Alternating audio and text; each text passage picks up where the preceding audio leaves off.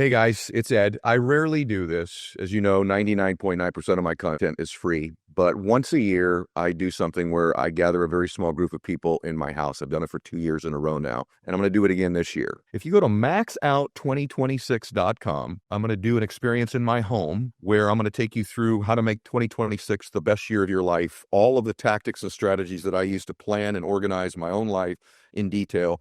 Same time, all of the mental rehearsal and visualization techniques that people pay me hundreds of millions of dollars a year to teach them, I will be teaching that day as well. And the other years I've done it, I've had groups of about 25 or 30. I've decided this year I want to shrink the size of the group so that I can get more one-on-one time with each of you. So I'm going to keep the groups to 12 or 15. It's a chance to spend a day with me in my home, lunch, one-on-one time, and group time. And it's not cheap, so if it's something you can't afford, please don't get yourself in any financial trouble or debt doing so. But if it's something you can afford to do, go to maxout2026.com, and I'm looking forward to having you in my home with me very soon for an amazing day, a life-changing day.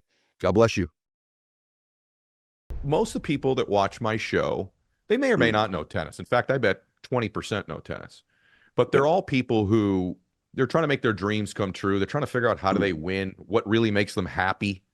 You know, would getting to the top of something truly make them happy? How do they get to the top? So let's unpack that for a minute. I'm curious as to your insights about this. So you referenced Djokovic, arguably the greatest ever. I'm a Federer guy, but there's something about the mental toughness of Djokovic that strikes me. You know, he can be down 2 sets, and to watch this guy come back and rattle off the next 3 sets, you're like, this guy's getting killed the first 2 sets. There's something about him.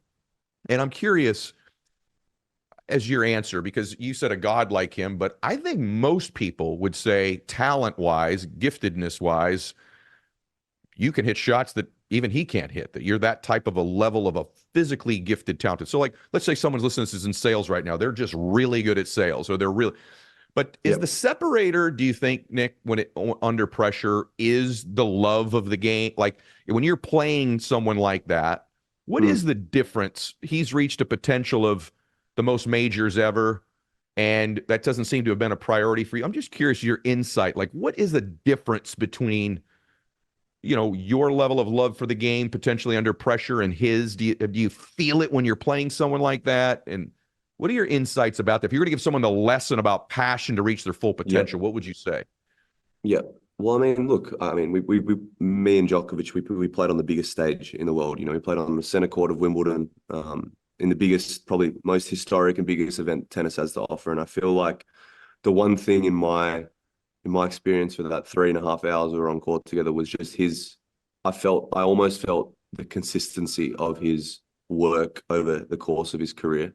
I felt like, and I didn't like, I felt like I actually, like from a talent standpoint, I was better at it than him at tennis that day, but I still lost. And I felt as if he didn't do anything unbelievably well that day. He just was super composed, and I could feel as if the whole lifetime of his work was involved in that match. You know, I won the first set and he didn't seem phased. And as you said, he's been thrown in so many different scenarios, pretty much every different scenario he's been in, and he's come out on top. So his experience, he's been in some like 30 Grand Slam finals where that was my first one. And I felt like his ability to stay in the moment and really trust the process of, you know, this hot-headed Australians come out hot, but I've been here before, and I'm going to steady the ship, and I've put the consistent work in. I feel like that for me was the biggest difference.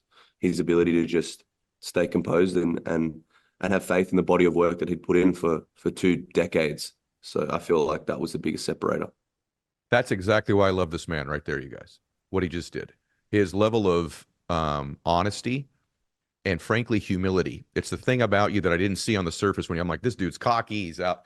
And then as I've listened to you, and some of our friends have told me, it takes great humility to say what you just said, brother, because I know you're a competitor. You know, everyone kind of just sees what they see on the court. And I'll be the first to admit, like, I'm psychotic, and I have an obsessive personality to win and to win dirty. Like, I don't care. Like, I was just taught when I was upbringing, like, losing was not accepted at all. So it was just like, you either win or you lose. There's no like good effort or anything. It's just, so when I'm on court, I'm 2 different people. I'm super competitive, and I do twist the boundaries, and I may cross the line on the court, but off the court, I don't really, like, I'm like 2 different people. It's quite scary. Are you saying there though, if someone's listening, so like, I'm gonna get a lesson from a dude who's been at the top, but maybe not quite reached his maximum potential yet, I want to make sure I understand what you said.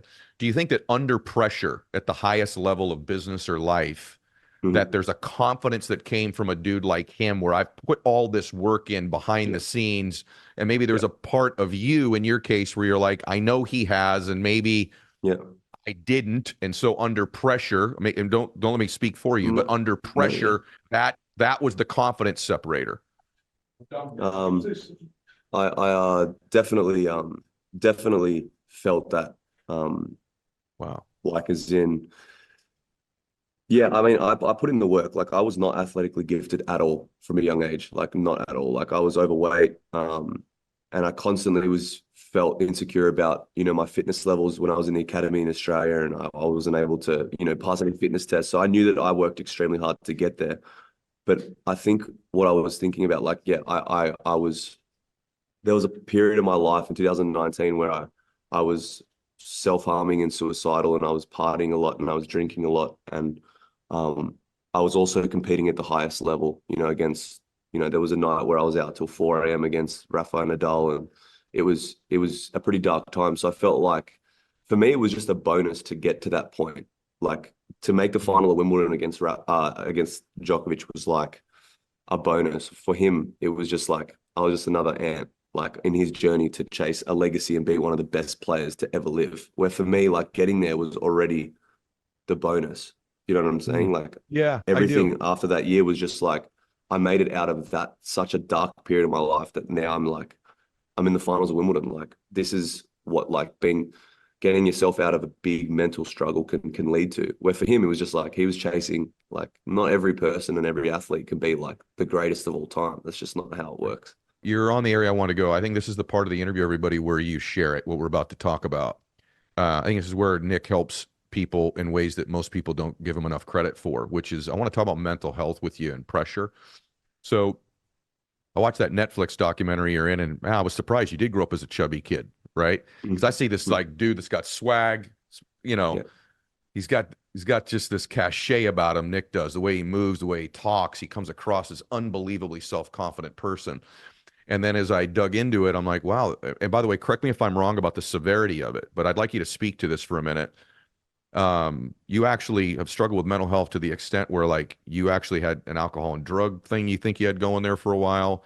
Big Is it time. true that you actually played in Wimbledon after you had harmed yourself, where you had to wear a wrap around your arm in a tennis match because there was some self-harming going on? And what other things have you struggled with? Is that accurate, by the way, what I just said, that is true? Yeah. Yeah. Yeah. That's amazing to me, bro. That's amazing. Yeah, And it the world was, did not know that was going on. no, not at all.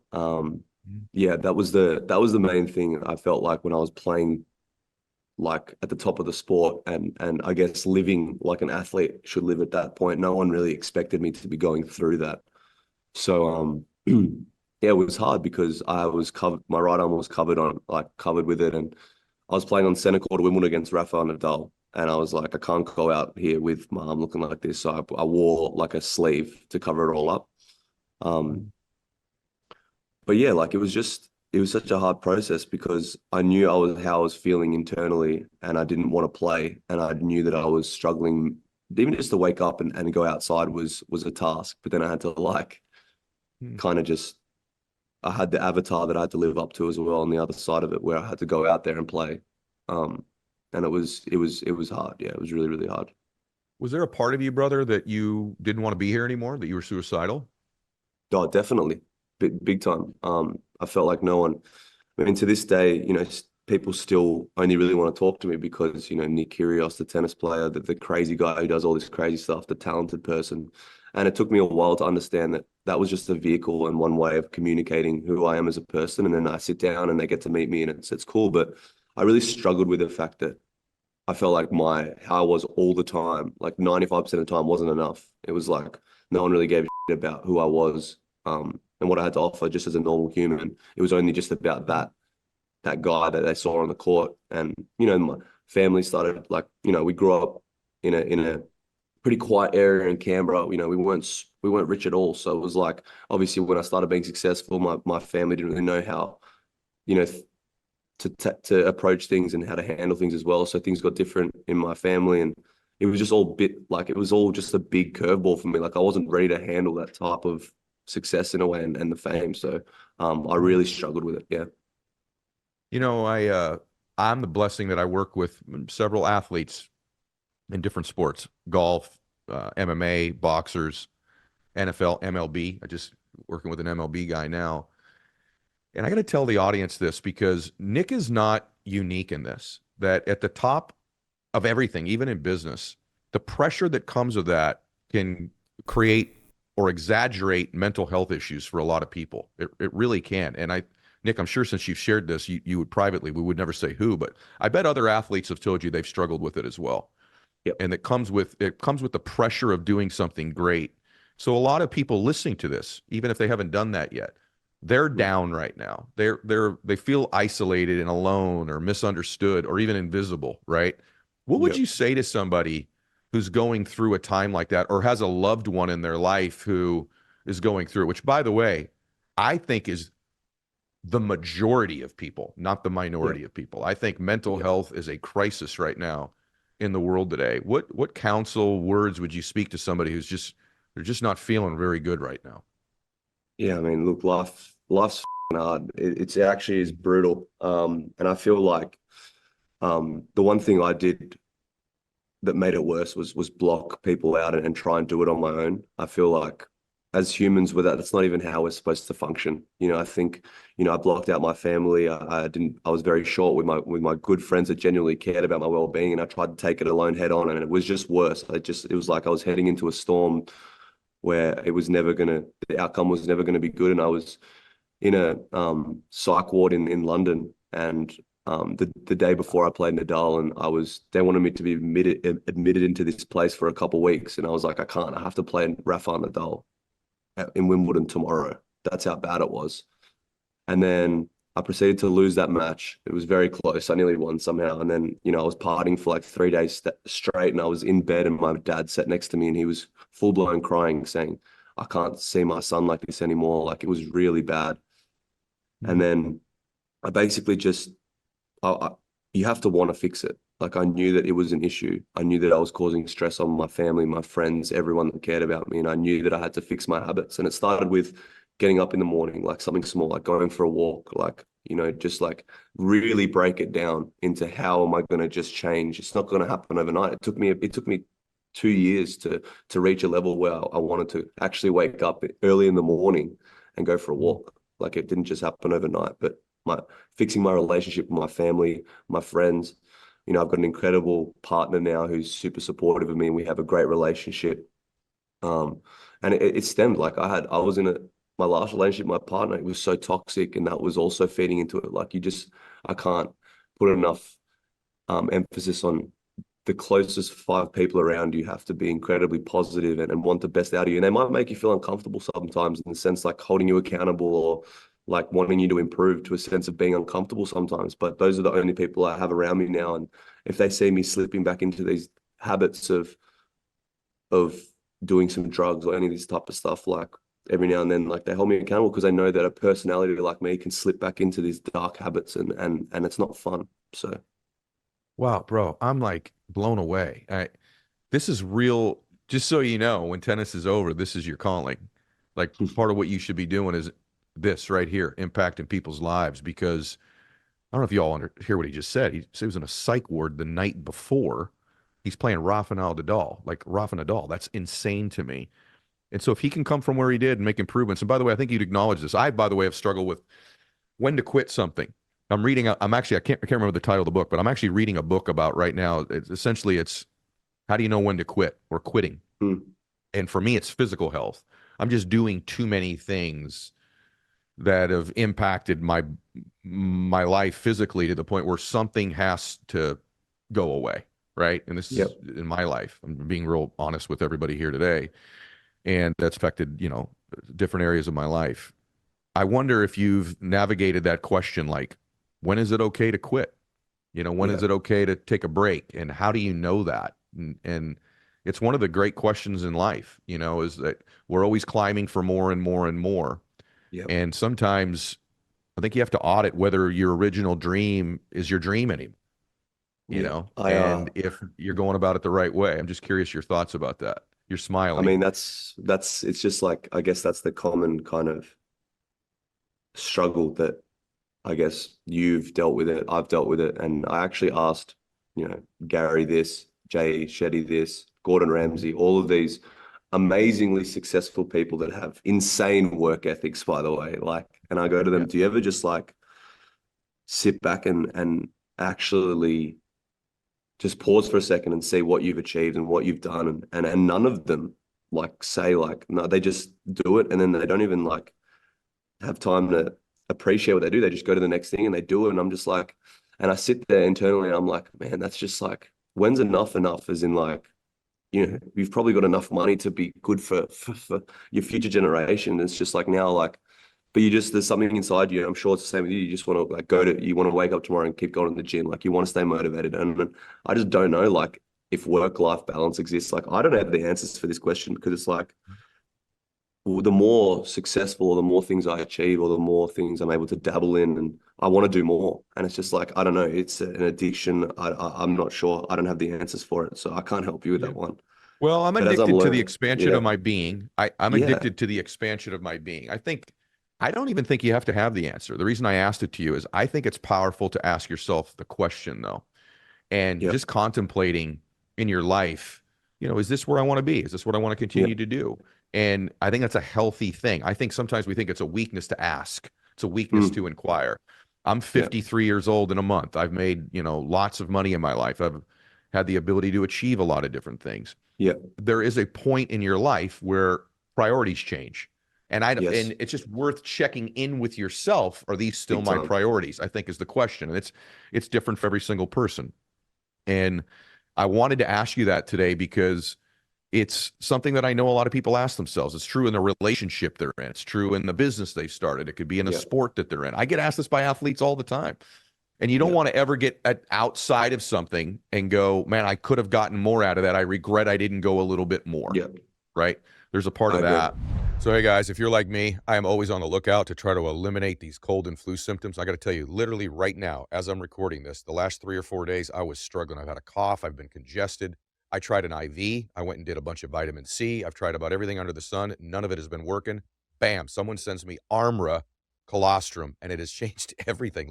Here's the kicker. In clinical trials, bovine colostrum was found to be at least 3 times more effective than the flu vaccine at preventing the flu. So here's our special offer. We've worked out a special offer for my audience. Receive 15% off your first order.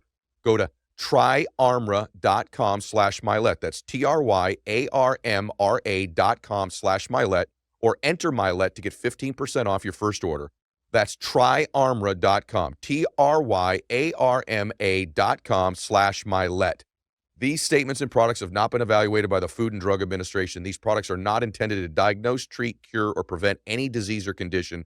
These statements and information are not a substitute for or alternative to seeking care from your healthcare providers. There's a part of me, though, that I've also struggled with as I've climbed higher and higher.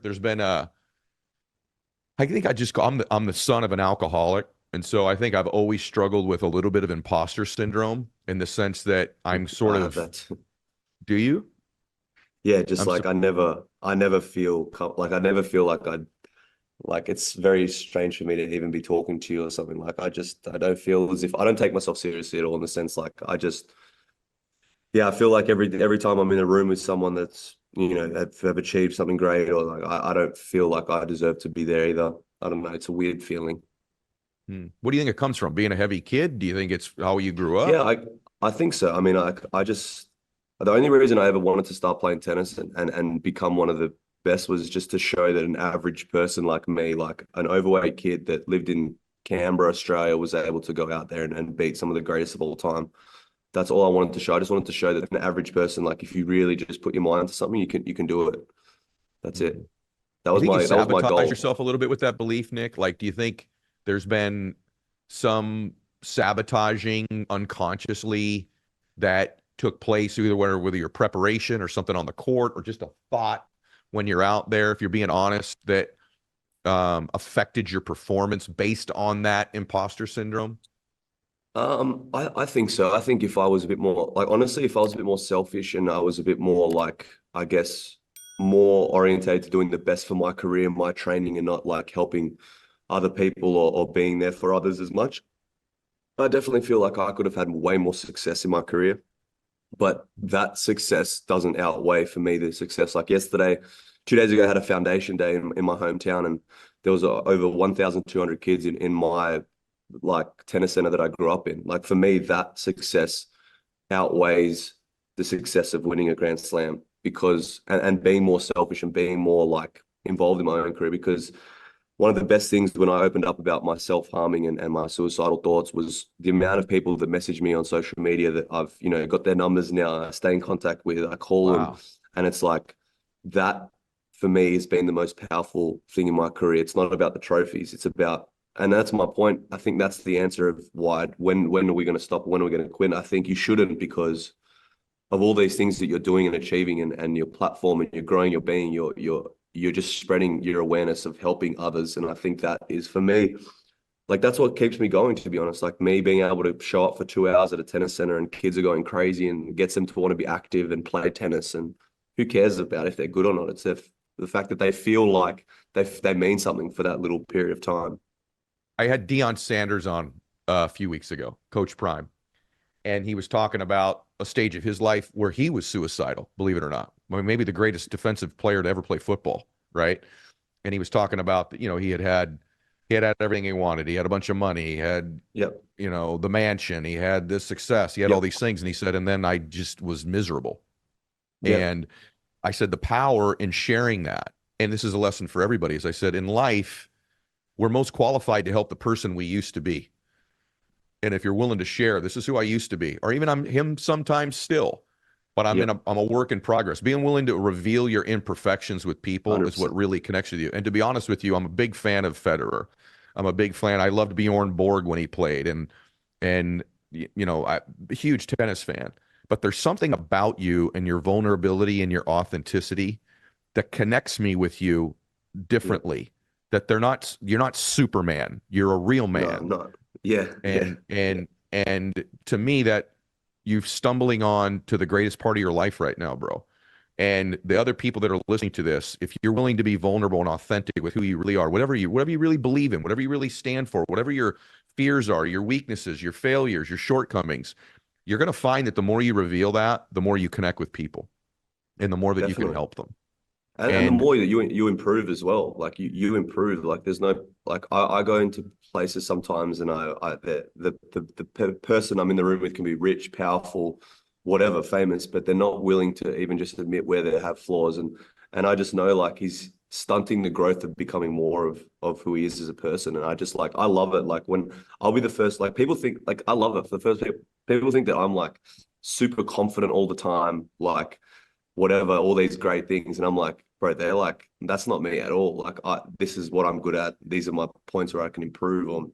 And that's how you just said it, that's how you connect with people. And that's why I love doing these things now because I think people are starting to understand that I'm completely different for how, the image has been painted out for so long. the thing that worries me is when you have somebody who's already struggling with their self-belief. This is you here. I want you to talk about this. So you're already struggling. Like when I was coming up in business, my Mm. main struggle was working on me to the point where I believed in myself enough so that I could achieve. I always say that your identity, and I've watched this Yeah. with you, brother. I think you'll relate to this. Your identity, your self-worth, the things you really truly believe about yourself, it's like a thermostat setting on your life. So like in the theater right now in my studio, it's 72 degrees in here. And what Yeah. happens in life that if your results start to heat up past what you believe in yourself, so you get 80, 90, 95, you subconsciously turn the air conditioners on of your life and cool it back down to what you believe you're worth. And I Mm. really believe in your case, like this is a man with 150 degrees worth of ability and potential, but there's this kid in there still that sometimes is at 72 and 75 degrees, and that thermostat setting comes back on. So I spent most of my time working on that. I still work on it. And when you lump onto that person who's already struggling, so it's a lot of people listening to this, they're already struggling with their self-belief, and then they have criticism. Mm. In your case, like flat out haters. So that combination Yeah. is like For me coming up, it was the worst possible comment. I'm already trying to increase my thermostat setting. I'm not one of these naturally confident guys, right? So I'm already working on that. And then you heap onto me some form of criticism. It was like massively difficult combination for me. Yeah. And then in your case, it's public criticism. Yes, man. So how do you deal with that, brother? Because you're already struggling internally as this guy who's like, man, I'm this heavyset kid. I'm from a regular place. I'm an average dude. And then now there's criticism and haters.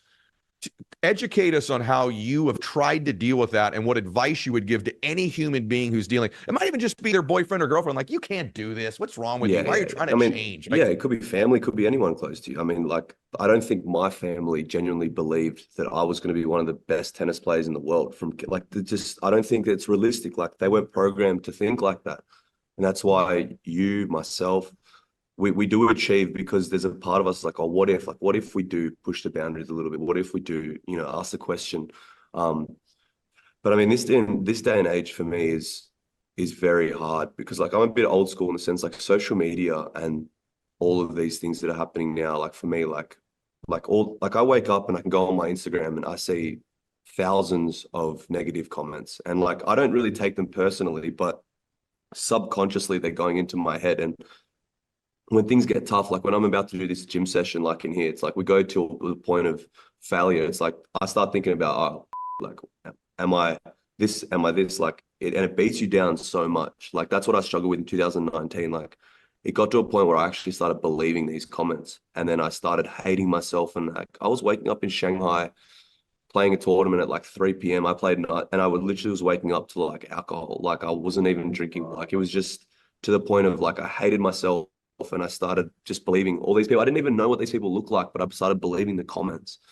And now I have to seriously, like every day, really invest in just like not feeding into and not even trying to read it, and just trying to like self-affirmations, like trying to tell myself like I'm a good dude, like I train hard, like I really put an effort in that. And people will maybe watch this and say like, oh, I'm not going to do that, but it goes such a long way. But now I wake up, I try and like, just that, like have just positive words, because words can kill people in this day and age. That's how brutal it is. Like I've seen people like commit suicide just because of what someone said to them and what they see on social media, and all this comparison, and it's really bad.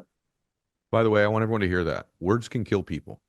I can tell you definitively in my work, because of all the messages that I get from different people around the world, that is a fact. Please extend more kindness to one another. Please be careful of heaping criticism on to somebody, deserving or undeserving. You could be contributing to something so harmful in somebody's life. And I strongly urge everybody just to extend a little bit more grace and a little bit more kindness to people. So I get asked all the time, how in the world did you go from having no running water in your apartment to living on the water, to living oceanfront, to have another home that's lakefront? How does somebody go from changing their conditions that dramatically in a pretty short window of time? And a lot of different things went into that. A lot of it was blessing, a lot of it was a lot of hard work, all kinds of mental changes that I made. But there's one area that I've not talked a lot about that I want to cover today that I think you need to know if you want to change the conditions of your life that way as well. So when the water got turned off, you know what I had to do? I had to look around my life. I really had to take an inventory, not just of me, but what was around my life. And the fact of the matter was, I did not have the right people in my life. I didn't have the people who believed in me. I didn't have the people who supported my vision. I didn't have people who made me want to be better in my life. I had a few, but I didn't have enough. I had too many people in my life that have just always been in my life. They always accepted me for who I was. And that acceptance, that lack of belief in me, that lack of standard, got me all the way to where I couldn't even pay a water bill. I didn't even have a car, never mind electricity for a while. And so it's very dangerous. It was very dangerous for me, for who I allowed just to support my limiting thinking, who I had around me. They weren't bad people. There's very few bad people. They just weren't people who were going to get me going in my life where I knew I needed to go, where I was born to go. I had read all the books on personal development. I learned about influence, kind of learned how to change my state, how to think differently. Been to a lot of the events that you go to. Why is it that so many people go to all these self-improvement, personal development, business events? They get all excited when they're there. They're ready to conquer the world. Then they get back home and life very slowly starts to drift back to normal. And that's because environment overrides almost everything in our lives. That's why. And so the reason you're so excited when you're at the event, the reason you're ready to conquer the world is the environment supports what you're doing. And so I had to start to address my environment. And environment is all the place you are, but most importantly, your environment is the people that are around you. Because write this down, number one, in our lives, the most powerful force that I'm aware of in the world is to be consistent and congruent with the expectations of our peer group. Let me say that to you again. The most powerful force on earth is we become consistent with the expectations of our peer group. You're going to get out of life what the people around you expect of you. And so I had to begin to address who were the people around me, and specifically what was the environment that I was in, because number two, proximity is power. The closer somebody is to you, the more influence they have over you. That's why your personal relationship that you're in is something that must be evaluated at all given times. And people ask me, how do I get more spouse support or partner support, boyfriend or girlfriend support? I don't know that you're always going to get more support, and I don't even know that that's needed. But one thing that's a foundation of all relationships is, does this person believe in me? Most people love us. That's one thing. If we're in a relationship, we kind of feel a level of love. But the deeper question is, do they truly believe in me?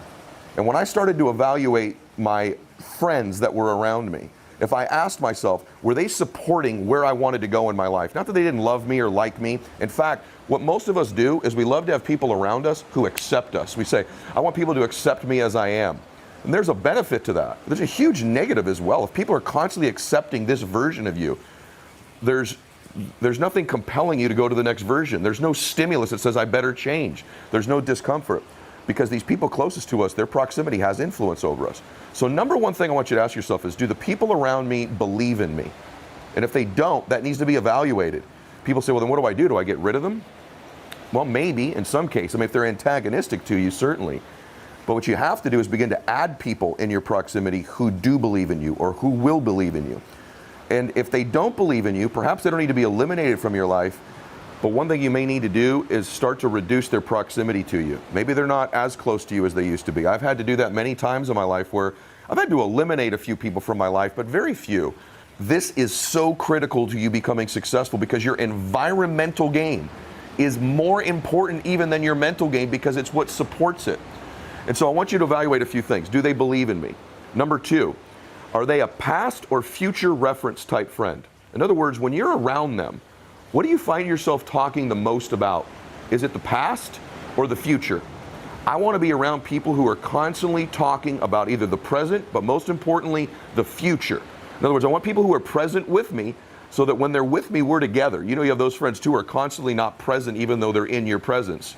We don't want that either. But if people are constantly taking me in the past frame of reference, old stories, old things, remember when, high school, college, previous date, previous vacation, previous business, remember when, constantly, you know, they're just always reminiscing. Or are they projecting me into the future? If at least 75% of your conversations aren't about the future with the people that you're around, these are not people supporting your future, they're supporting your past. They're reinforcing your past. The more we talk about something, the more we reinforce its importance in our life. And so this is a very subtle thing. And I think even as I say it, you're going, whoa, they do love me. I think they might believe in me, but man, we talk about the past all the time. Well, this is somebody who's going to reinforce that state of your life. You need to add people to your proximity who are discussing the future with you. You know, you've heard about triggers before where you can learn in personal development that, you know, you snap your fingers, you put yourself in a state, or you walk, you hear a song, it's a trigger, isn't it? You hear a song from some point in your life, it triggers a memory. Or a song you love right now that triggers you wanting to work out or move your body. So things are triggers. People are also triggers. And if there are people in your life, just by their proximity, trigger events that are prior in your life that didn't serve you.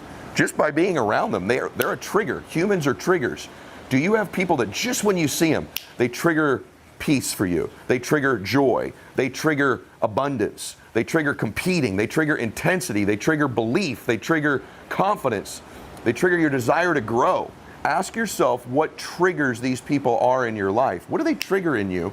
And you begin to start to look at these things. You're going, wow, well, I have this group of friends who they accept me, but I don't know if they believe in me. Then I've got this other group of friends where they believe in me, but we're always talking about the past.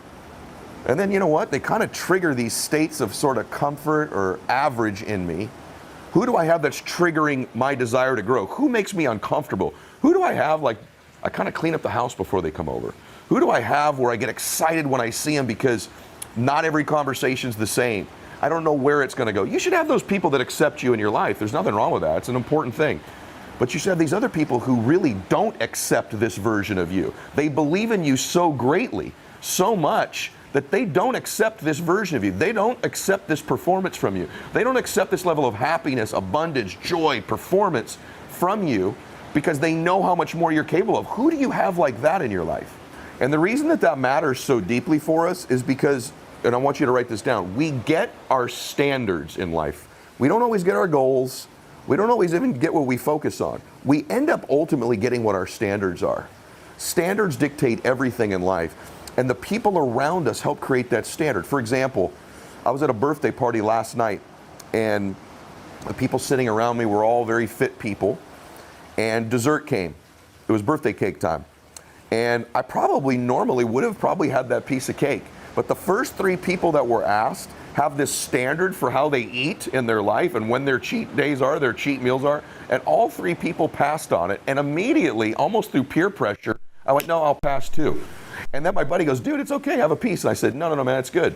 That standard alters us in every little area. Now, that's an obvious example, but we're going to get our standards of wealth, our standards of faith, our standards of abundance. And the people in our proximity help set the standard based on what theirs are in their life. So the people around you, evaluate next. What are the standards they help you set in your life? The other thing we win with is energy. And so ask yourself this, is this person in my life an energy giver or an energy drainer? This is massive. So when you're talking to them, do they feed you energy? You know, there's that one number where it shows up on your phone and you're like, right? You know that conversation, that text is going to be an energy drain. This person's proximity to your life is stealing some things from you. I'm not saying you shouldn't have people in your life who you're supporting and you're helping, because we're going to talk about that next. But if the vast majority of people around you are energy neutral or energy drainers, what do you think that's doing to your environment that you're supporting yourself with, okay? Or, on the contrary, is this someone who gives you energy, feeds your belief, makes you stronger, gives you that juice in your life? Because all of these things, these people around us, all these evaluations, they're creating our environment so that it'll support our thinking, it'll support the changes we're making, it'll support our goals. This is supported by scripture as well. Proverbs 27:17, as iron sharpens iron, so does one person sharpen another. And so one of the obvious questions about this is, if someone is lower energy for me, or is a past reference person, or a trigger that doesn't support me, or they don't believe in me, or they only accept me as I am, if you have some of these issues, what do you do with them? I'll give you 3 things. I don't think you just eliminate people from your lives. It's not that hardcore a thing, because this is more about adding the right people than it is eliminating people, but it is reducing their proximity. And so I think with people in your life that aren't supporting you the way you want to, number one, I would recommend you be kind to them. Be kind in your conversations with them. You don't have to become mean to them or adversarial to them, and I don't even think you need to let them know this. Number 2, I think you need to be cordial. But I will tell you that you begin to become 3, which is concise. Your dialogue with them begins to be concise. Their proximity to you begins to shrink. And these are things people say, gosh, that's so difficult. Well, do you want to be happier? Do you want to win? I mean, you've already tried the other things, right? You've already started to write goals down. You're already working on yourself. You already got some habits that you're working on. Maybe this is the area. Perhaps this is the area. Those of you that have children, this is an audio or video they should be watching or listening to. Their school teachers influence them. That's their mentors. That's like what we're doing right now, right? But who really has influence over your children? Who really sculpts who they are? It's their friends, and it's their closest friends. That's why parents guard those associations so vigilantly, the good parents do, because they know the proximity of these kids around their children are going to influence ultimately who they become. Our lives begin to have a pace that's different than when we're young, but the same exact thing is true for us. These people closest to us dictate who we become. It's not our mentors like our school teachers. They have some influence. I have influence, hopefully with you, but not the same as the people that you're texting with when you're done listening to this. Not the same as who you're having dinner with tonight. Not the same as who you have lunch, who you're around at work, who you're around in the evening, who you socialize with, right?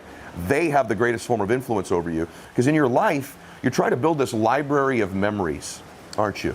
And in your mind right now, these memories are going to be different. They're different places, different experiences, different things, right? Different moments, different achievements, different breakthroughs, different feelings. With the same people? With the same people. With the same people, you are likely to build the same types of memories over and over again. So if you love your life right now, if everything in your life is rich, and you don't want it to change, and you don't want it to grow, and you'd like to keep repeating these memories you're getting now, well then by all means keep these people very close to you and add people as you go. But if there's this party that's, I want to change the memories, I don't want the next 10 years of my life, the feelings, the experiences, the accomplishments, the places I see, moments I have. So all I'm asking you to do today is do an audit on your environment.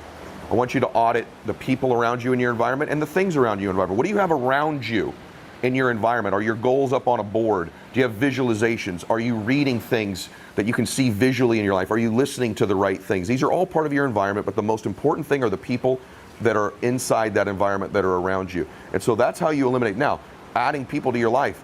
The best way to do that is to seek out, go to places where they are. So, I mean, where do they have lunch? Where do they have coffee? Where do they work out? Where do they worship? Go to the places where these people that you think could help you to become good friends and just become a part of that environment. And the more you're in the environment, you'll end up meeting people. It's a strategy, it's work to add people to your life. I could tell you that I work very hard at this. I also believe in the law of reciprocity. You don't just ask somebody to be your friend. You find a way that you can contribute. You want to become a friend of mine, say, how can I help you? How can I serve you? Just offer whatever you have. You say, well, I don't have anything to offer people. You'd be surprised. Could you offer me your belief in me? Could you offer me your truth? Could you offer me your prayers? Could you offer me your support? These are real gifts you give people. Not all of them need to be knowledge and breakthroughs and an example and a track record. You'd be surprised, someone like myself, what just your belief means to me, your support means to me. And I'm the type of person, the people you want in your life, when I feel like you've given me something, I feel obligated to pay you back even more. And so the way you add people to your life is with the law of reciprocity. Put yourself in environments where they are and begin to offer your belief, your kindness, your support, your love. Maybe it is your collaborations, maybe it is your connections, maybe it is a talent or skill you have, but it doesn't have to be those things. When I was a young person, I ended up adding people to my life that were much more successful than me, much more well-known than me. But you know what? As I got to know them, I think they sensed this person truly believes in me. They truly care about me. This is a real friend. You have those people in your life as well, where they don't necessarily have all the experience to support you, but they really believe in you. They really love you. And then the last thing I want to ask you today is, because for you to add these people to your life, what I just said is the most important thing. How do you show up in people's lives? How do you show up in people's lives? Right now, are you that person that's an energy giver or drainer? Are you a future frame of reference or the past? Do you help your friends set high standards or the acceptable standards they already have? Right? Are you someone who deeply believes in people and they know it, or you just kind of accept them as they are? These are the things you begin to ask yourself. How are you showing up in other people's lives? Because that'll have an awful lot to do with who shows up in your life. How do you show up in other people's lives? And if you begin to evaluate these things, your environment slowly but surely will begin to support your mental game, will be supported by your environmental game. And why is that so important? Because I want to remind you about something. You were born to do something great with your life. You were put here to do something special. All your life, since you were a little boy or a little girl, there was some point in your life where you knew you were supposed to do something great, that you were put here for a reason, that you've got a calling, that you've got a home in your life you're eventually going to find where you're living the real, true, authentic version of you, your best version. You know you're supposed to do something great with your life. And right now, if you're listening to this or you're watching this, maybe you're not quite there yet. And maybe it's your thinking. Maybe it's some tactics and strategies and habits, which I cover all the time on this show. Maybe it's all the mental stuff, but more than likely it's the environmental stuff. It's the standards. It's the people around you that believe in you. It's not just having people that accept you, because you want to do something so great with your life. I have this theory that many of you have heard, that when I die someday, I want the Lord to say, well done, good and faithful servant. But I have this hallucination, as many of you know, that when I die, the Lord's going to do that, and he's going to turn around and say, Eddie, I want you to meet the man I made you to be. When I made you in my image and likeness, this is the destiny version of you. This is the man you were born to be. And that guy's going to be standing there, and I want to meet him and go, I've been chasing you all my life, man. And he's going to say, boy, you caught me. You did it. I'm proud of you. You had all the memories, all the moments, all the contribution, all the feelings, all the difference, all of it in your life. You made it all happen. You became the man you were born to be. We're identical twins. To me, that's heaven when I pass away. Heaven is I meet the man I was born to be and we're identical twins. Hell would be that you'd meet that person and you're total strangers. You're total strangers. That woman someday when you die and you meet the woman you could have been and you're total strangers. You went down different paths, different roads, different decisions your entire life and you never become that woman. You never become that man. To me, that's hell. So if it's that important to you, that you've always known, maybe it got buried as you got older. Maybe life sort of kicked us around a little bit to where not everyone in our life believed it. And then maybe our parents, our friends, our school teachers, just life started to happen and we forget who we are. We forget who we are. And you know why you forget who you are? Because of the people that have been in your damn life. Because they haven't supported that great version of you. When you were really little, you knew it, you felt it because you were closer to God at that time. And the more and more people were added to your life, they began to treat you in such a way that they didn't expect those things of you. And maybe you've started to accept that.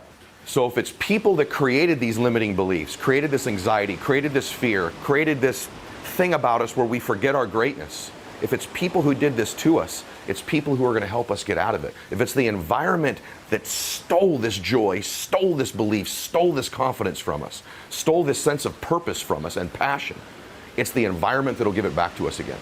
And we put the people in our lives that we deserve to have, not just that have always been there. Somebody who's going through, they're on the bottom right now in their life. They're like, man, I'm down right now. You know, nothing's working out. You know, my business just failed, or I just broke up with my relationship, or man, just nothing I've done's been clicking for years. I don't feel good about myself. I'm down.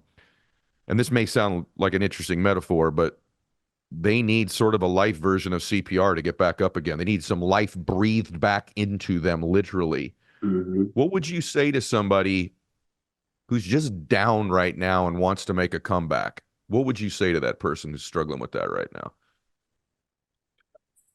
First thing I would say is, man, you can't conquer the world in one day. So, you know, just take yourself out of that big perspective and see how you can take one step and put the right foot in front of the left foot.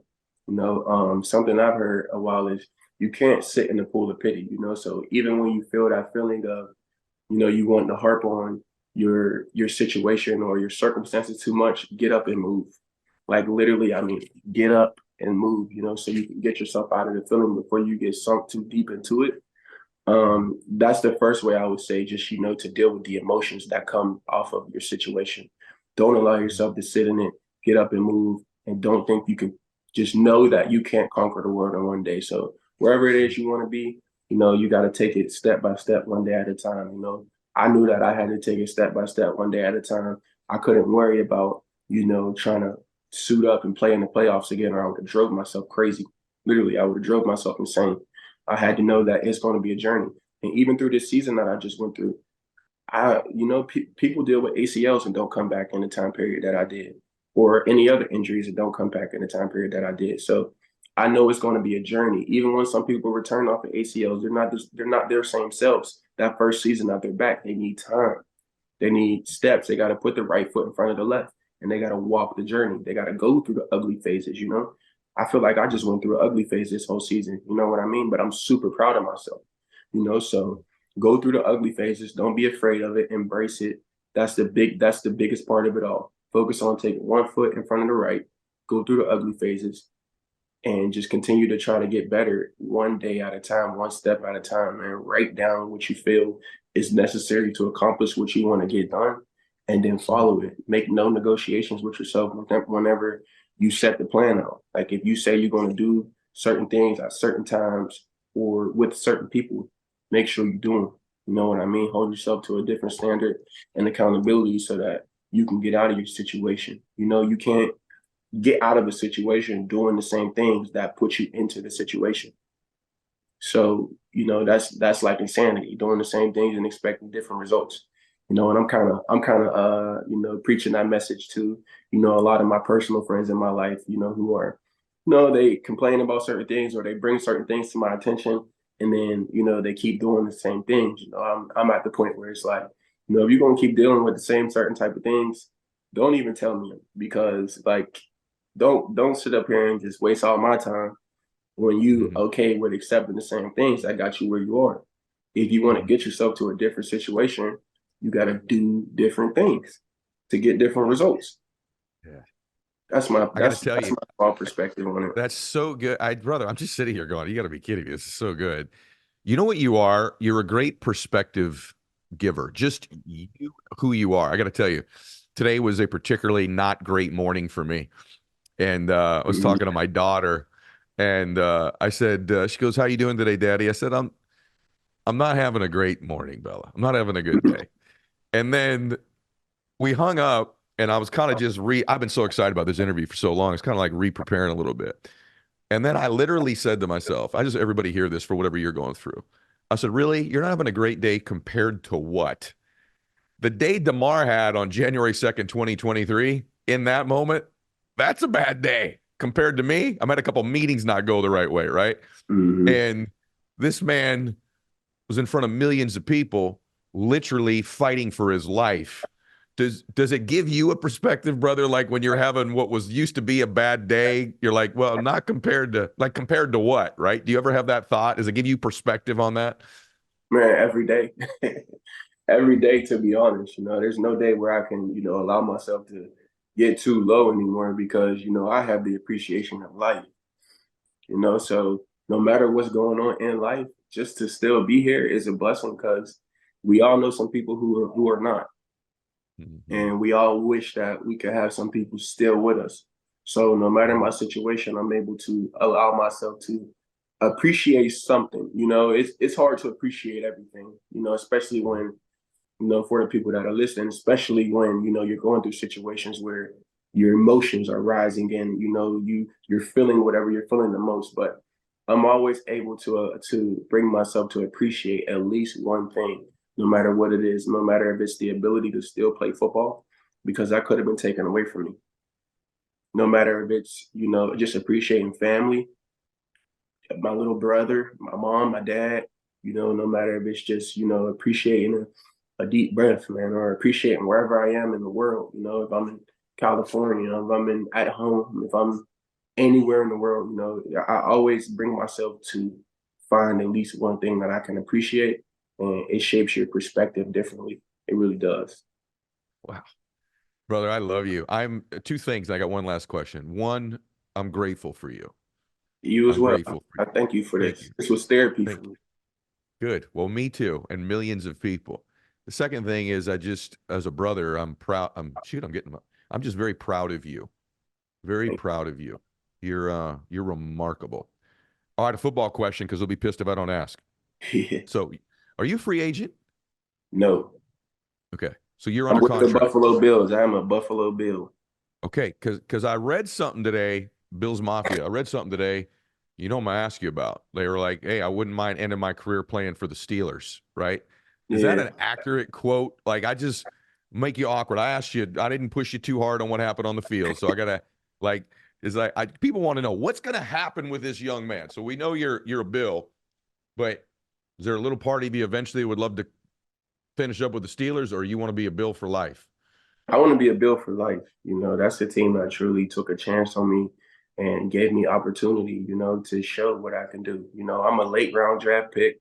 Throughout the whole entire draft, I watched my name sit as the first name to best taken, for like 2-3 rounds, and I'm just like, will I ever get my opportunity? I knew I had what it takes, but, opportunity, like preparation doesn't always meet opportunity. I was prepared, but I didn't know if the opportunity was going to come. So, the Bills, when they selected me, I felt so blessed, and I didn't know anything about Buffalo. I didn't know anything about Bills Mafia at the time, but, it didn't take long for me for them to show me exactly who they were. And, for me personally, and then doing my research as well, just seeing how they treated their players, how they treat other players on other teams, like donated $80,000 to other people's team, like to other teams' foundations. Like it was just unbelievable of like the support that Bills Mafia has for the players of the Buffalo Bills. So first and foremost, I want to clear all air. I want to be a Buffalo Bill for life because that's the team that took a chance on me.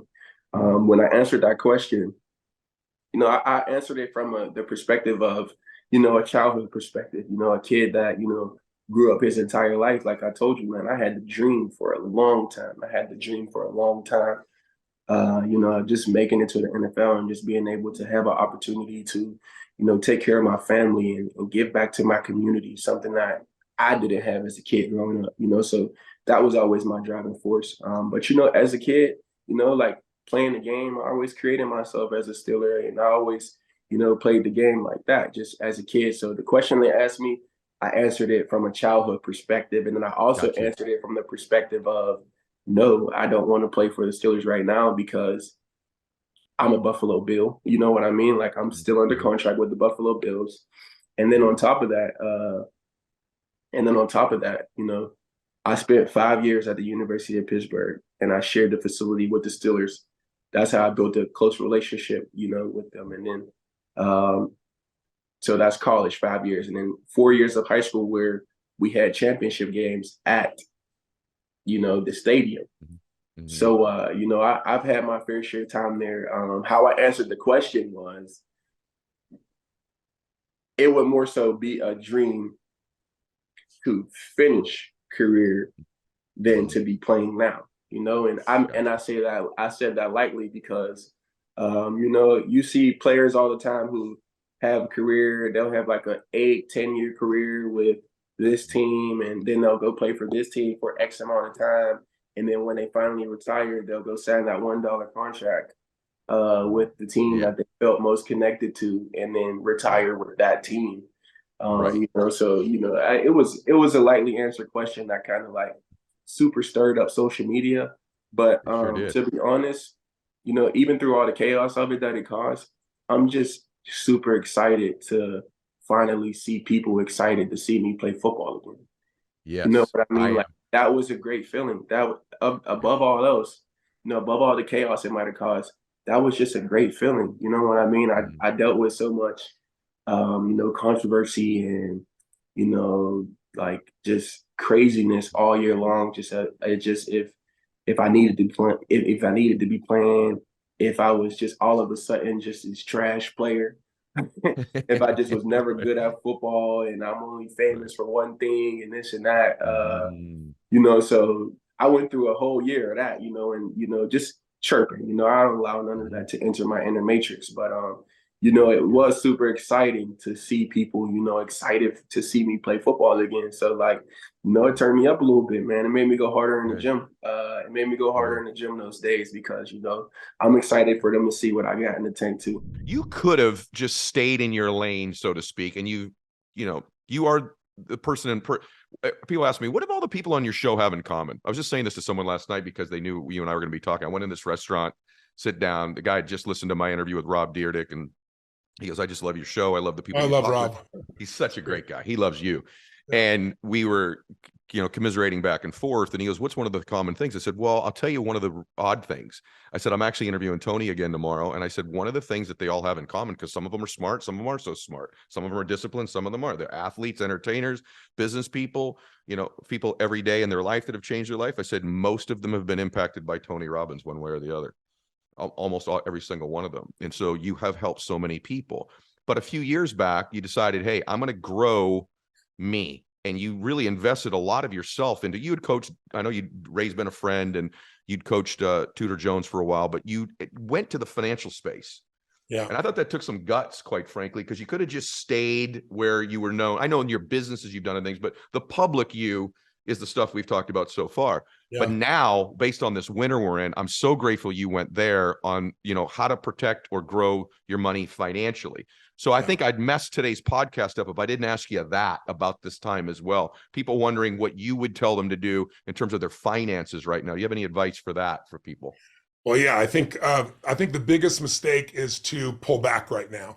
That doesn't mean that you put all your money in the stock market. I'm not going to tell people what their asset allocation should look like. They really want to do their homework. I hope you'll read maybe Money Master the Game or Unshakable. I wrote 2 books where I interviewed 50 of the smartest people in the world, the Ray Dalias, the Carl Icahns, the Warren Buffetts, Paul Tudors. And I've coached Paul Tudor for almost 30 years. So these are the most successful people in history. That's who you want to learn from. And what I want to see is they're all different, but what were the common patterns of what they did? And even though they had different approaches, those common patterns were there. That's why those books became so successful. But I think what you have to look at today is, number one, you got to invest in yourself, just like we talked about earlier. You got to make you more skilled and more powerful and more effective so that you can command more going forward economically. So whether there's inflation or not, it doesn't affect you. And because there's going to be inflation for probably a period of time here. We're going to see a tough environment. The second thing is to keep feeding your mind and your emotions so that you don't freak out like everybody else. Then the third thing is you do have to get in the game. You know, it's like the first thing you should do is stop being a consumer and become an owner. I mean, you and I both know that's not what most people are. If you own an Apple phone and you don't own Apple, that's a giant mistake. I'm not saying that Apple this price or that price. It's just over time, if you're a consumer, you lose. There's so many kids today that think socialism is going to be a really cool thing. And it's because they've never been to Venezuela, which I have, or I was there in the Soviet Union when it was still the Soviet Union. I was invited over during that time. I spent almost a month in the Soviet Union. It made me a capitalist because everybody's supposed to be equal, comrades. It's total bullshit. I'm on this train with all these scientists. They brought me because of the firewalk and things. They wanted to study what I was doing. And I'm watching us, every city we land in and we get off the train, because I went literally from Moscow to Siberia and back, the entire country. And we're having on the train, all the Soviets that are with us, they're having caviar and champagne. And then we stop at every city and there's a main area where people got their milk and their bread. And it's got lines literally for almost a mile, people standing in the frigid cold so they could get a quarter of a loaf of bread and a half a quart of milk. And I was like, it made me angry to hear these bullshit stories about equality because it never works that way. What happens is there's a power structure. And so people today, kids, it's our fault because they don't participate in free enterprise. They had someone else take care of them in some cases for a certain period of time, and they've gone to school. And so they don't understand that life is calling you to find a way to add value, to do something better for people than anybody else is doing. And if you figure out how to do that, whether you work for yourself or you have your own business, you're going to prosper. But most people don't have that psychology. They're missing it. So you've got to become an owner. And then people are like, well, what do I invest in? How do I invest? Well, let me give you a clue. The stock market has been through World War I, World War II, every kind of financial crisis, the Depression, COVID, everything we can imagine. It's like Warren Buffett would say to you, you don't want to bet against American business. Over time, it's going to do well. But here's what's crazy. The average return over the last 20 years has been 8.2%. And so you're multiplying your money over a short period of time by that because of the compounding that occurs. But what most people don't know is if you just tried to time the market and you were out of the market just 10 days, 10 of the best trading days in 20 years, instead of 8.4, you're at 4.2. That's insane. If you missed 20 days out of 20 years when that was happening, that were some of the best trading days, just missed those 20 days, you got a 2% return. If you missed 30 days, you're in the hole. Gosh. And what's crazy is 6 out of the 10 best trading days in any history are usually within a week of the worst trading days. And most people are freaked out, right? That's when the opportunity is there. So when you see things melting down, you go, well, when do I get in? Well, there's a great study that the Schwab group did. I thought it was fantastic. They did all the ways you could do this. Like, could you perfectly market time? And what would your return on $2,000 be over 20 years? And it was $87,000. What if you just got in whatever time you got the money, you put it in? It was $83,000. It's a $4,000 difference. And then what if you dollar cost average? It was 1,000 less. It was 82. So you put in the same amount of money and the market goes up and down. The only thing that lost money was not getting in the game. Right? Because then cash went down. The value of the cash went down. Wow. And so you got to get in the game and you got to know what you're doing. And, please pick up. I donated all the money from Money Master the Game and Unshakable. It's part of how I fed people. It's not enough by itself, but it's part of how I fed so many people. So please go pick them up and it'll guide you step by step. And you'll stop being the chess piece and you'll become the chess player. Golly. Start to understand how the game works. But if you don't study it, then you're reacting to the environment and you're going to find yourself in a tough place. Become an owner. Don't just be a consumer. Yeah, there's a running theme here through a lot of things Tony said today, which is just, so many people are going through their lives reacting to the media, reacting to their phone, reacting to the markets, reacting to what everybody's telling them to do, instead of being a creator of their own destiny. And that's what you're going to get if you go January 24th to the 25th, which I'm going to go, by the way. I'm going to be there. Join Tony. By the way, I want people to know what we're going to do is each day I'll have you for 2 hours. There's no cost. You're able to do it on Zoom and so forth. You can attend with your family, your friends, or your coworkers if you want. And we're going to take about 2 hours. Sometimes it goes 2.5 or 3 because I want to add as much value. There's no charge for it. And we're going to take a look at what are you going to do for this next year to prepare yourself so that you have a plan. You're not hoping 2023 is going to work out. And it's going to be based on facing the reality of more inflation and more challenge and probably a more challenging marketplace. What are you going to do with your body so you have that energy that we've talked about? What are you going to do to enhance your relationship so there's a closed harbor here for you when all hell's breaking loose, where you still enjoy your life with yourself and your family? What are we going to make sure? And I'm also bringing in people that have done it as well, besides myself. So you don't just go, oh, this is Tony and these tools. So, I'm bringing in, Sarah Blakely is a good friend of mine who's the youngest female billionaire who played Spanx. And you see what she started from, what she did. I'm bringing in the lady that started It Cosmetics. She was listening to my stuff in Denny's, working as a waitress. She just made $1 billion, right? And she is not what most people would think about. People said, we could never have a makeup line aligned with you because you're not like super thin and all this bullshit, right? And she just blew through all that and connected with women in a way that's never been done before. So I'm bringing Matthew McConaughey. He's a good friend of mine because Matthew's, one of great actors of this generation, but the amount of rejection, the amount of failure that people go through to get in that position and how he managed that. So you're going to get my insights and their insights over those 5 days. And I promise you'll be an experience you won't forget. And it's my way of investing back in you so that you can have the best year possible. And I've been doing it. This is my 3rd year doing this. So I'm real excited for the impact. We had 1 million people the last 2 years participate just for those 5 days. You have this thing that I think to the extent that someone has this thing I'm going to ask you about before we get into how you end up getting your first client, which is the best story of all time. But I think all successful people on some level, and to the extent you are successful is the extent you have this thing, which is that you're willing to step into spaces you are ill prepared for. So it seems to me like you kind of think like, if I get my foot in the door, then I'll figure this stuff out, right? Yes. Whereas what most people do, and this is killing you, by the way, I won't step into the door until I'm completely prepared, which is a total fallacy anyways as an entrepreneur, right, for sure, or wanting to become a rapper or have a music career or an artist or anything great. If you're waiting for a threshold of, I need to be totally prepared, then I'll step in the door, you will be on the other side of that door the rest of your life. So talk about that. You have this sort of thing about you, you'll figure it out once you get in there. Yeah, well, first of all, nothing happens if you don't get into the door. So you have to you have to figure out how to get in the door. Right. And I've always trusted the process that I'd be able to figure it out. But like the common thread throughout my journey as an entrepreneur in everything is I had no prior experience in anything that I did. And for me, that was the greatest blessing. Because for me, it meant rip up the playbook. No one taught me how to do it. So the whole industry was operating the same way. And I always say to my employees, Sarah, my wife does the same thing. If no one taught you how to do your job, how would you do it? Like if you ripped up the playbook and you said, like, how would I treat my customer? How would I go after and pitch this? That's where innovation comes from. That's where innovation comes from. Everybody else in the space, they were doing the same playbook. All the brochures looked the same and we didn't know anything. We didn't know anything.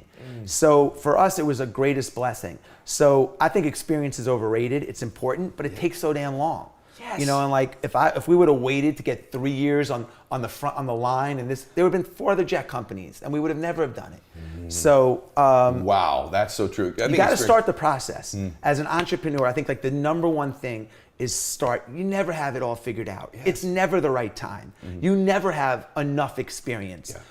But if you let that slow you down until it's the right time and the right experience.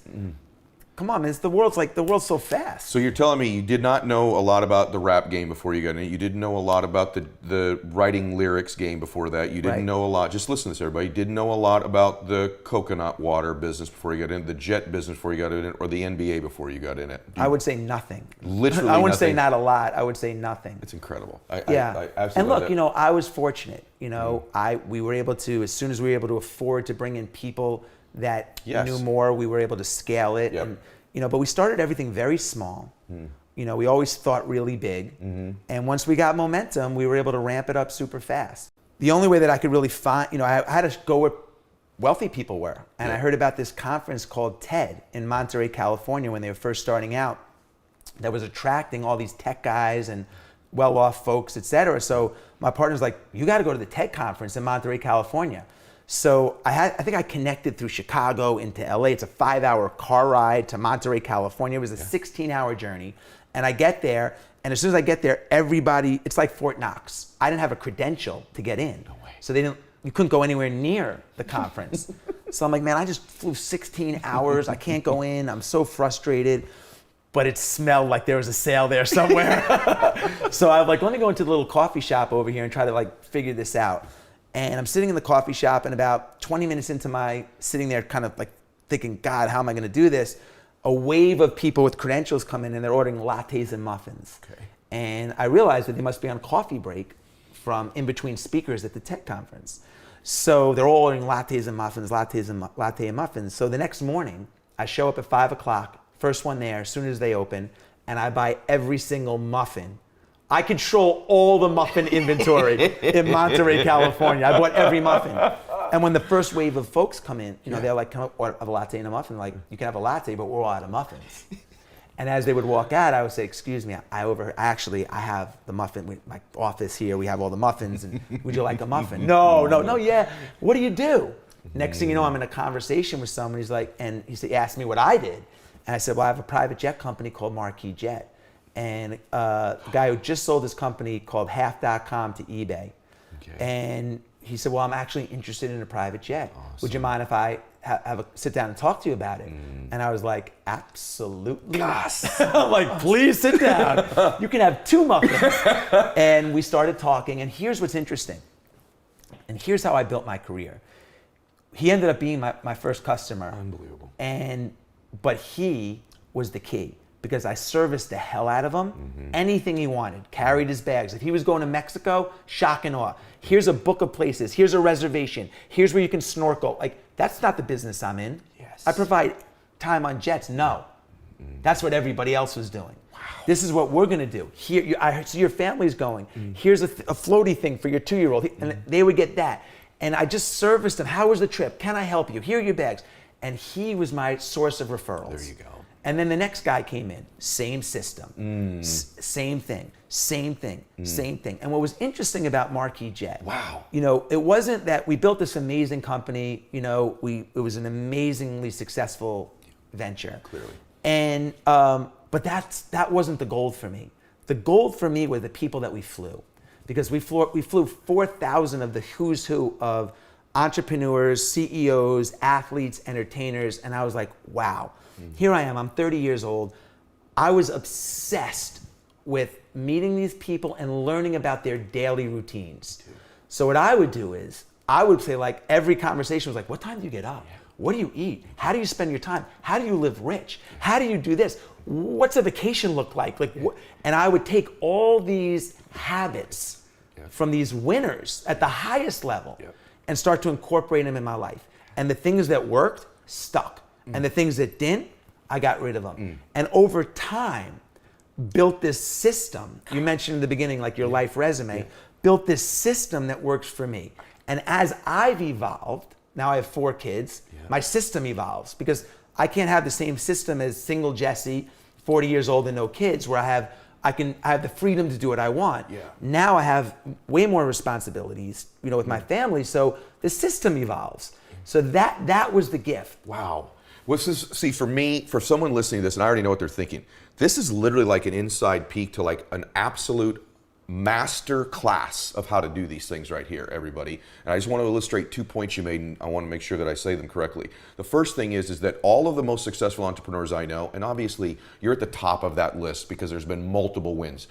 The reason I want you all listening to what Jesse covers and his social media and his content is because he's not only is he a mega successful entrepreneur, and also successful as a father, successful as an athlete of sorts, successful as an author. He's also had multiple wins. In other words, it wasn't a one-hit business wonder. This is a formula that has worked for him that he's replicated into many different business ventures. And you said something brilliant. The unique thing for the ones I see is they create an experience for their customers that is completely different than everybody else. I don't care if you're a personal trainer at a gym, you own a dry cleaners, or you own a jet brand. It's the experience, because if they don't enjoy the experience, it's not mind-blowing, they're not going to refer you to anybody, and your business can't go viral. It can't multiply, correct? I always ask myself this one question. Would I recommend myself as fill in the blank? Would I recommend myself as a dad? Would I recommend myself as a business partner? Would I recommend myself as a coach? Would I recommend myself as a boss? And if the answer is no, why? Like why? Why wouldn't I recommend myself? And I always tell people, like, you know, like people call up, like my kids are going to their first job. What would be the one piece of advice? Make yourself irreplaceable. Make yourself irreplaceable. If you have that relationship with the customer, if you're so important, you're incredibly valuable. Wow, that's brilliant. But it's true. Yeah. And you know, I ask myself a lot of questions.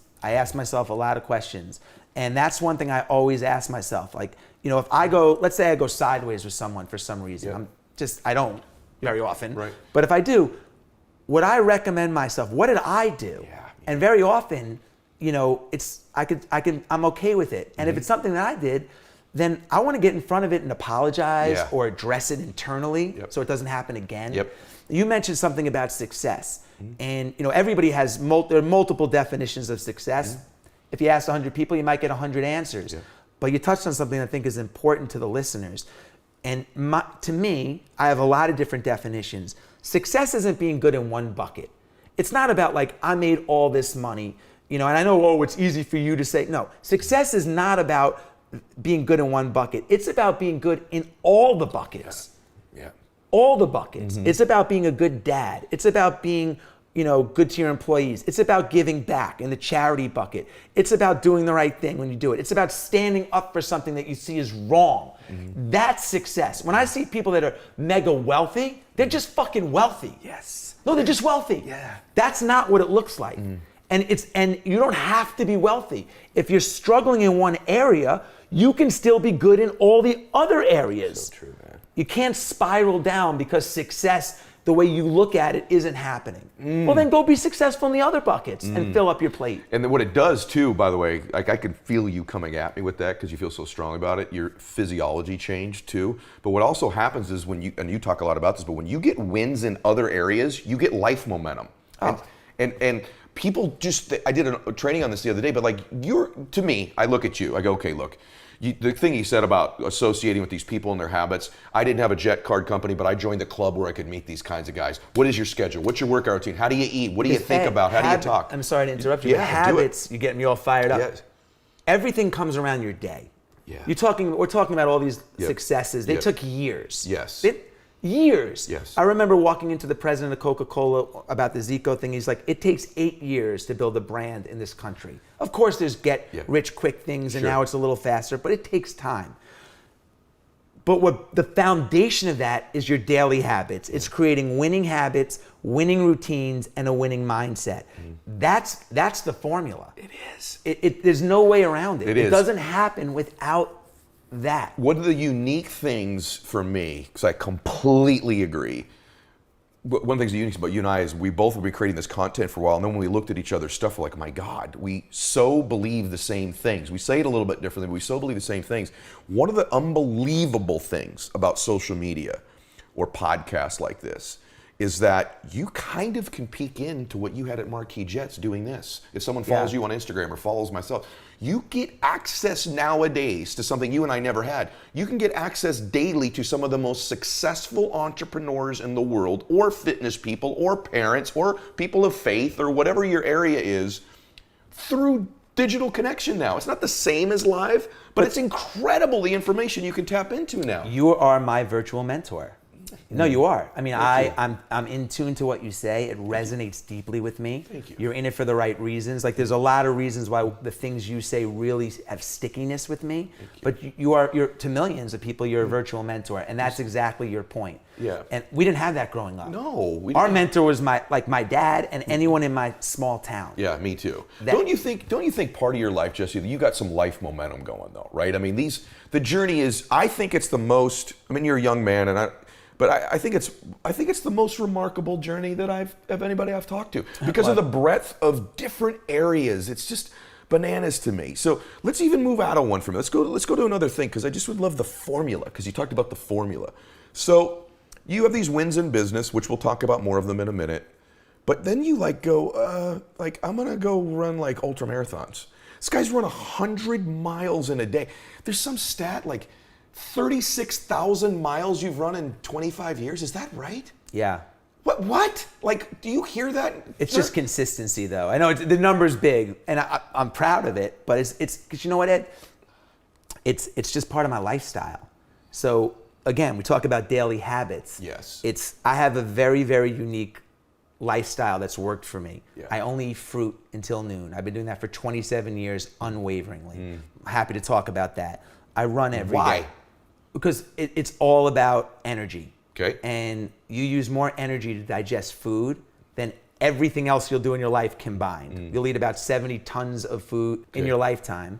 And to digest all that food takes a lot of energy. So if you could streamline your digestion and use less energy for digestion, you'd have more energy to have a vibrant life, to deal with infection, disease, and I have boundless energy. I mean, knock on wood. You have balanced energy. And by the way, here's how real this is. When he showed up at my house today, he's like, someone's dropping off food, right? Like he's that meticulous about what he's going to put into his body.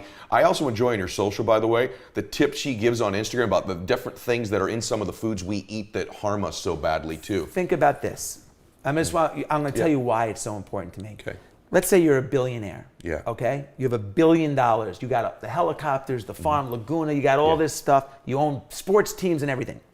And you're on a beautiful island in Hawaii with 9 Victoria's Secret models feeding you grapes, Ed, and massaging your feet, and life is good. Except you got a sore throat.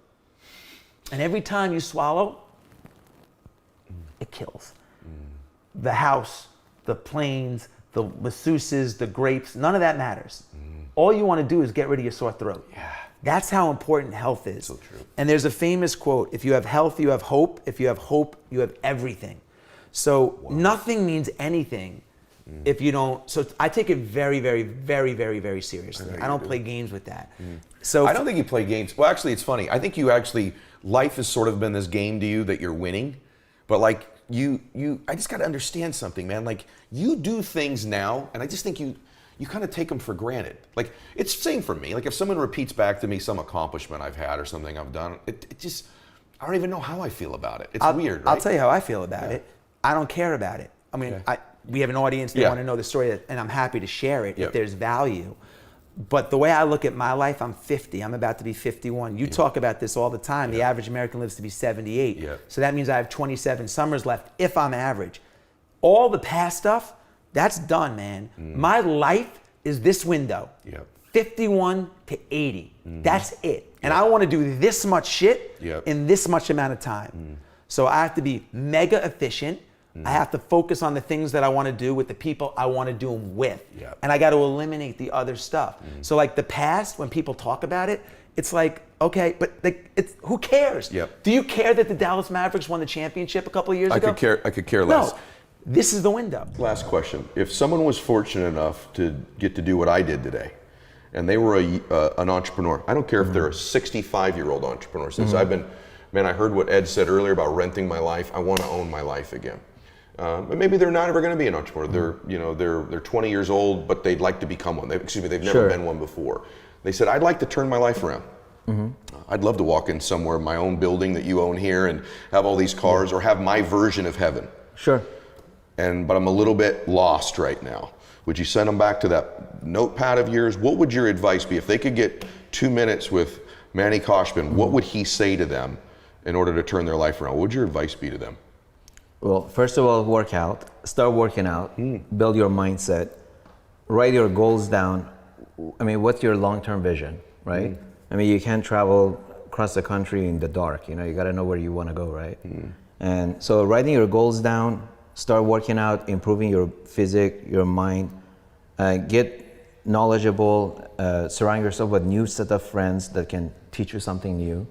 But at the end of the day, gear up to invest in real estate. Doesn't matter what trade you're in. You wait for recessions. When something drops 40%, buy it. Just wait. It's going to come back up that 40%. You just made 40%. It's just not now. Just wait, 4 or 5 years. You already made it. You make your money on the buy. And that's my first book I wrote. So I made all my money in recessions. I mean, I don't enjoy this upswing we've had. It's been very depressing for me because I make my money in recessions. Everything you see that in real estate I've accumulated, it's been the building you're sitting in here, I bought this in 2011. It was bank owned, boarded up. I bought it from Wells Fargo for 3.1 million or 3.3 million. It's worth triple that. It's worth triple. And by the way, without saying the location, would you tell me about that one building that was possibly a third time for you? Would you mind sharing this story? So there was a high-rise building I bought in 2005, two high-rise buildings in 2005. I bought in Houston for 34 million. I bought it for 27 million, sold it for 34 million in 2007. And then I bought it back from mortgage servicers in 2011. And I sold it in 2014 for 36 million. And again, it's getting foreclosed, so I may buy it for the third time. Unbelievable. Yeah. I wonder if it's in Garrett's World Book for the same guy to buy the same building 3 times. That would be unbelievable, right? I think there's so many gems and so many tips today. You've just said so many things that fascinate me. But the thing that fascinates me the most about you, brother, is when I walked in here, because I knew a little bit of the story, to think a young man from Iran ends up coming here and in a couple weeks is living in a car with his family. Do you not see the metaphor of this? You lived in a car and now I got all this. Yeah, I don't know. Maybe that's why I'm hoarding these cars. I don't know. But that's funny because that was my first home, and I am emotionally attached to some of these cars. But again, at the right price, I would sell anything. The only thing that's not for sale is my wife and kids. But there may be a connection there. I don't know. I never thought about that. It's unbelievable that you have one of the greatest car collections on the planet, and you were once living in one, brother. You are the American dream personified. And what I love about it is like you're just starting. Like this is the beginning. Yeah, I'm just getting warmed up. Yeah, and I am so excited for the future. I could see it. And you have this energy about you too, and you have this thing that you like when I want to smile. Yeah, like you're like a light, like you're a light, and it's interesting because of the business that you're in too. But everybody, he said another thing here I just want to finish with too, and then I'll let you make one more comment. But he said something about recessions, and I don't know when they are, how they happen. But a lot of you are listening to this thinking, man, I've missed my moment. No, and you haven't, right? Because the truth of the matter is, and I'll let you comment on this too. The truth of the matter is that actually what it's really good for you right now that you haven't won, because you might have had everything go backwards on you anyway. So the truth is, if you start to accumulate now, you could magnify and multiply your wealth over the next many years, possibly if you do the right things, and a factor that you can't even believe because of what Manny has described here today. So life has not passed all these people by, correct? Correct, yeah. Yeah. You feel like if someone's listening to this right now and they apply the things that you've talked about, there's no reason why their drawings can't come true in their life.